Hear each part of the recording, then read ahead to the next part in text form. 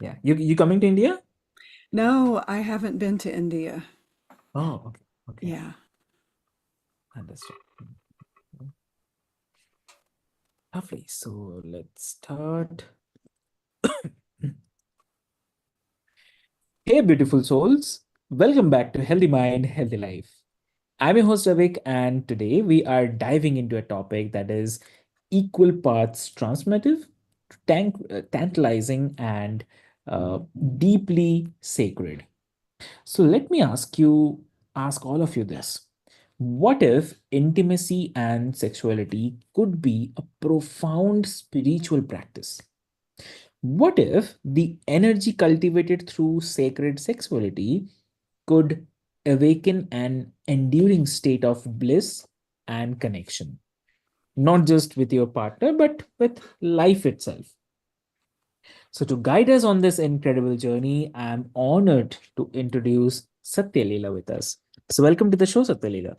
Thank you so much. It's good to be here. Thanks for having Lovely. me.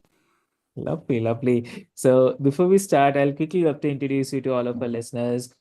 Dear listeners, Satya Leela, for over 30 years, has been teaching sacred sexuality to women and the couples, helping them tap into the divine erotic energies that bring vitality, connection, and aesthetic bliss into their lives.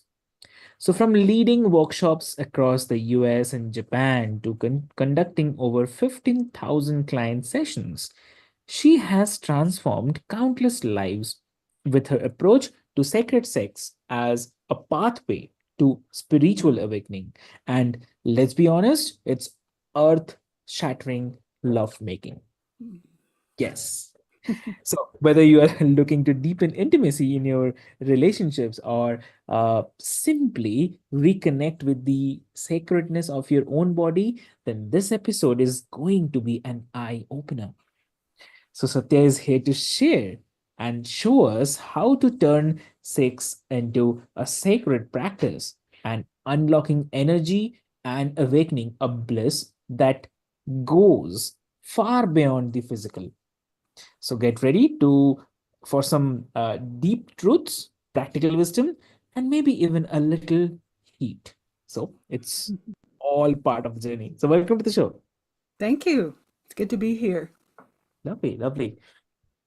So Satya, like for those who are new to this idea, can you explain what sacred sexuality is and how it differs from our typical understanding of the sex?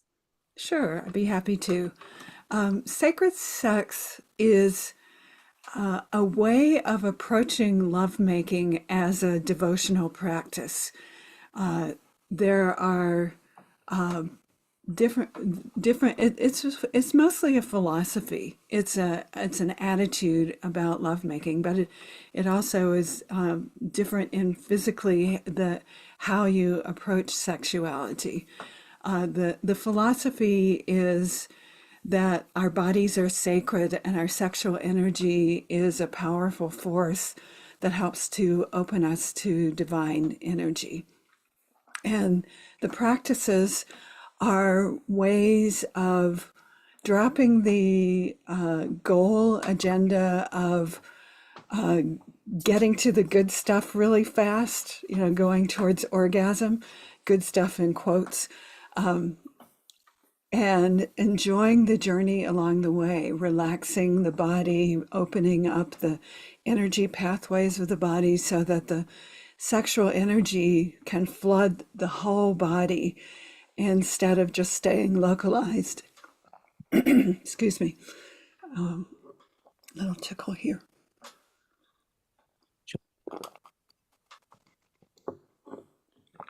Sorry about that. Sure. Yeah, instead of, oh, sorry. All right, let's try that again. So instead of staying localized in the pelvis, the energy moves through the whole body Hmm. so that your whole body gets awakened and alive, and it that energy leads you into the upper energy centers where there's a spiritual connection. So it's a powerful path and a really fun one too.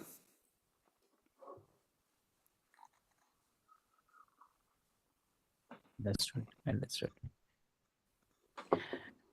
So, I mean, like, you talk about awakening the energy in the body through sacred sexuality. So, if you Mhm. can walk us through how that process works. Sure. Um, Mhm, well, in a kind of conventional mhm, approach to sexuality, there's a lot of tension in the body. It creeps in without you even noticing it. But if you pay attention, you might notice that you're holding your breath, especially as things get more intense. You might notice that you're clenching your butt or your legs or your belly or all of those muscles around your pelvis. And what that does is it focuses the energy in the pelvis. Energy can't move through muscles that are clenched and tight. So it makes it very localized, which makes it build up fast and so fast that it's hard to contain it. And you can go off into orgasmic energy possibly more quickly than you even really want to.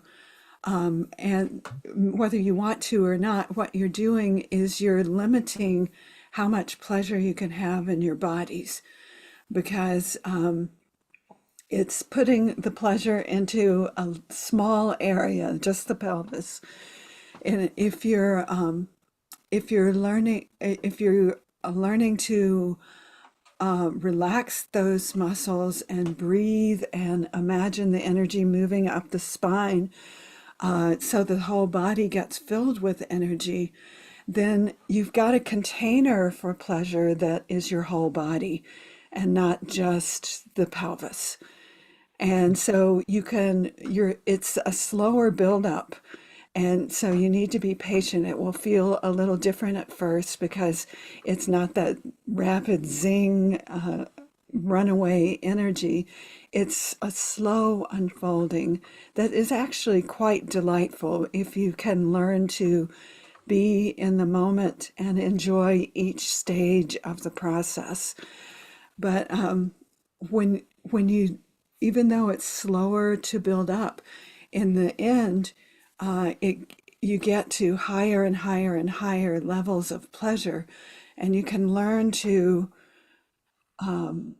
almost hover motionless with a storm running through your body. I was just having an experience with my partner last week where I had this experience where I was running tremendous amounts of energy, and all of a sudden, I just got still. And I was still running that energy, but it was like there was no resistance in my body. My body was dissolving into light as this energy was moving through. It felt like the bones were dissolving into light. And it was a very powerful connection with divine energy that came out of that experience. And it came through relaxation and surrender to a flow that is so much bigger than what I could try to make it happen. Making it happen limits it. Surrendering opens up the possibilities to the infinite.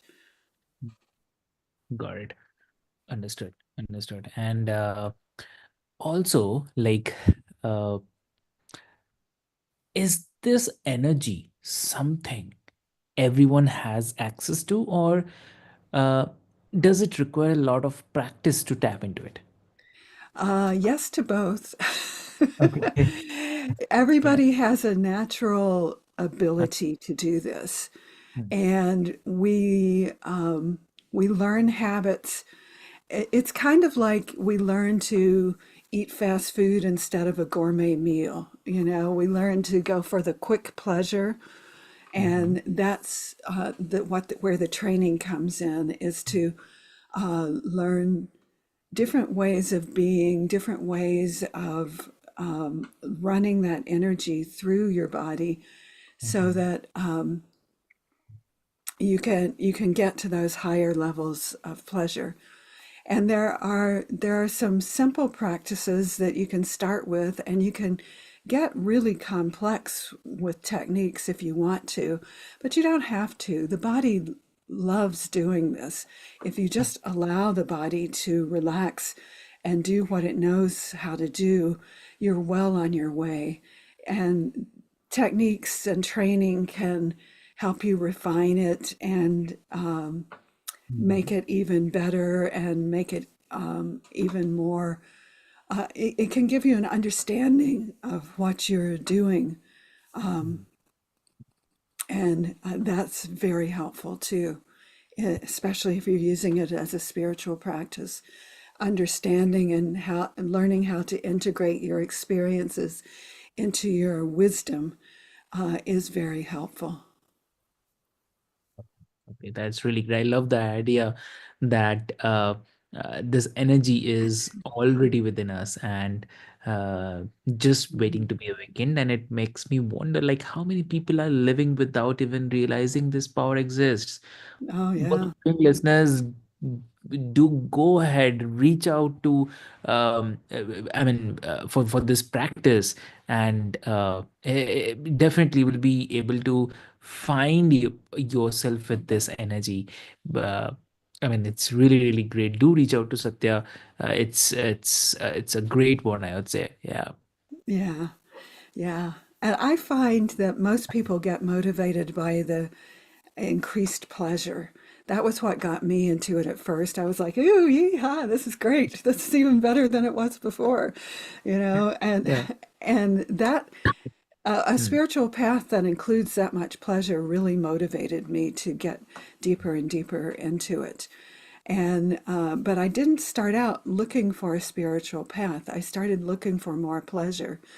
And I found more pleasure, and that led to the spiritual path. And now they're both equally important. The pleasure is still really wonderful, but the opening, the spiritual opening, is beyond the physical pleasure, more than I could have ever imagined.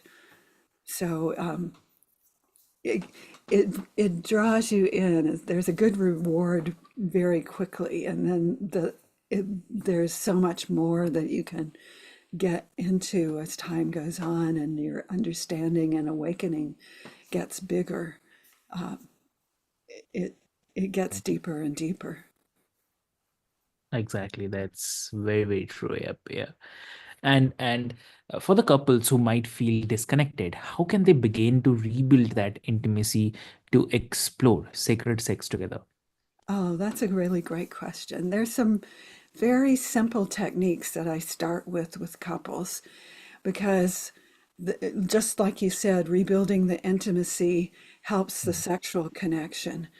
Mm. And one of the most simple ways to rebuild intimacy is to look into each other's eyes and breathe together and have a soft gaze and look as you're looking into each other's eyes, look at the beauty that is looking out of your partner's eyes. Look at the soul that is looking back at you, and let your eyes express your appreciation of that person, your partner, Mhm. and let the breathing together helps synchronize your energies. And I actually have a couple of freebies on my website that guide you into this practice. There's a couple of audio meditations with music that are specially designed for couples that they're 5 to 7 minutes long, something like that, and they help coach you into that deeper dive connection. So I have a page on my website that says free stuff, and you'll find it there. And that can be very helpful because it's unusual to just sit and look at each other in the eyes like that. Sometimes it's very different and very uncomfortable, and it can help to have a guide So I'm pretty good at guiding. I've done it with thousands of people. So, Wow, that's lovely. That's really lovely. And I mean, what to say? Like you described sacred sexuality as a way to let erotic divine energies move through you. So, mhm. I mean, what does it mean? I mean, how does it feel in practice? Oh, that's a great question too. It feels basically there's a lot of energy channels in the body. The main one is located along the spine, going starting at the perineum and moving up the spine and going out the top of the head. And that's the one that's the easiest to feel when you first get started. It's about a couple of inches, 3 inches in diameter. It's a big channel, and you might feel kind of a whoosh, rush of energy moving up your spine. It moves upward. The energy start in the pelvis and then move upward. It might feel like warmth or tingling. You might feel tingling in other parts of your body, like your fingers or your toes.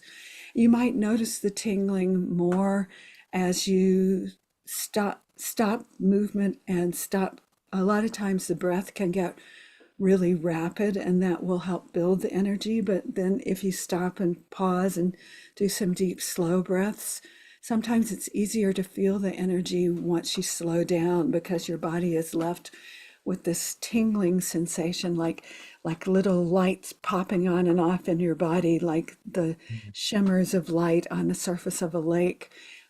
Pop, pop, pop, pop. That's your body awakening into light, and it feels really great.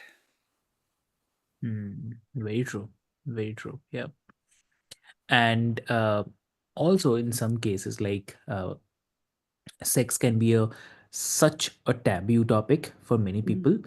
So how can individuals break through the shame or societal conditioning to embrace the sacredness of their sexuality?